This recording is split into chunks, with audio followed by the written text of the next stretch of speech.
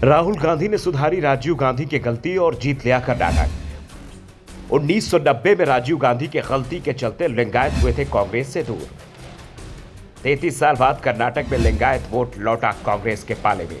1990 में लिंगायत नेता वीरेंद्र पाटिल कर्नाटक के मुख्यमंत्री थे और पूर्व प्रधानमंत्री राजीव गांधी कांग्रेस के अध्यक्ष थे। 3 अक्टूबर 1990 को कर्नाटक के दावणगेरे में हिंदुओं की एक शोभा यात्रा निकाले जाने के बाद इलाके में सांप्रदायिक टकराव हो गया था। उस समय वीरेंद्र पाटिल का स्वास्थ्य सही नहीं था। डॉक्टरों ने उन्हें आराम करने की सलाह दी थी, जिस कारण से प्रशासन पर उनकी पकड़ थोड़ी ढीली हो गई थी। इसलिए विपक्ष ने आरोप लगाया था कि कांग्रेस सरकार प्रदेश में शांति व्यवस्था बनाए रखने में विफल हो रही है। जब राजीव गांधी बतौर कांग्रेस अध्यक्ष बेंगलुरु पहुंचे तो उन्होंने हवाई अड्डे से ही मुख्यमंत्री वीरेंद्र पाटिल को हटाने का फरमान सुना दिया था। इससे लिंगायतों में कांग्रेस के खिलाफ गुस्सा उत्पन्न हो गया।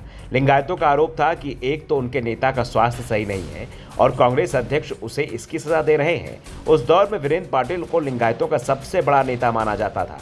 1989 में जब राजीव गांधी और कांग्रेस ने केंद्र में सत्ता खो दी थी, तब वीरेंद्र पाटिल ने कर्नाटक में जनता दल के रामकृष्ण हेगड़े और जनता पार्टी के एच.डी. देवगौड़ा दोनों को हराकर पार्टी को प्रभावशाली जीत दिलाई थी। उस वर्ष बाद में प्रधानमंत्री बनने वाले देवगौड़ा अपनी विधानसभा सीट भी नहीं बचा पाए थे।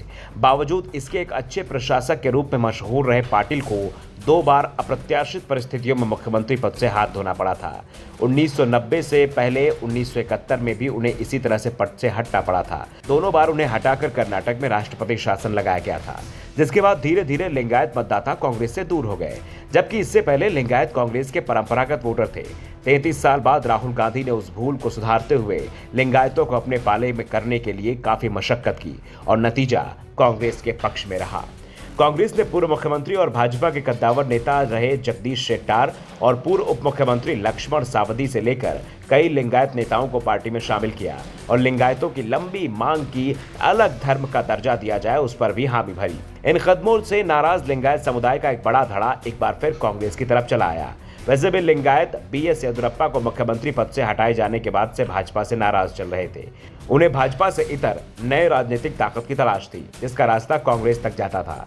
लिंगायत राजीव गांधी के कदम के बाद नाराज होकर भाजपा की तरफ चले गए थे, जिससे दक्षिणी राज्य में भाजपा मजबूत हो गई थी। कांग्रेस 40 सालों बाद इतनी ज्यादा सीटें जीतने में कामयाब रही है, इसमें लिंगायत समुदाय का बड़ा योगदान है। लिंगायत कर्नाटक में 17% हैं और लगभग 80 विधानसभा सीटों पर हार जीत तय करते हैं। इन 80 सीटों में से कांग्रेस ने 53 सीटें जीती हैं, जबकि भाजपा ने सिर्फ 20 सीटें जीती हैं।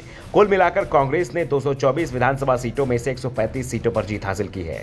साफ है, राहुल गांधी के लिंगायत मठ जाने का फायदा कांग्रेस को मिला है। अब कांग्रेस के सामने सबसे बड़ी समस्या लिंगायतों को अलग धर्म का दर्जा देने की होगी, क्योंकि कांग्रेस को एहसास है कि इसका असर पूरे भारत पर पड़ेगा।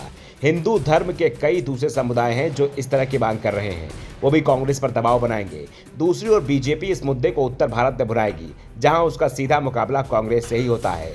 बीजेपी हिंदू धर्म को कमजोर करने का आरोप कांग्रेस पर लगा सकती है, जिससे बचने का उपाय अभी से कांग्रेस को खोजना होगा, क्योंकि अगर कांग्रेस को हिंदू विरोधी साबित कर दिया गया तो फिर बीजेपी के लिए उत्तर भारत की लड़ाई बेहद आसान हो जाएगी।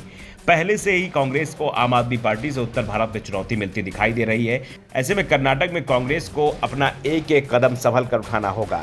उसे एहसास है कि बीजेपी कर्नाटक हारी लेकिन कमजोर नहीं हुई है। पार्टी के पास अभी भी 36% वोट बचा हुआ है और बीजेपी कभी भी वापसी कर सकती है। Bureau report, the such India.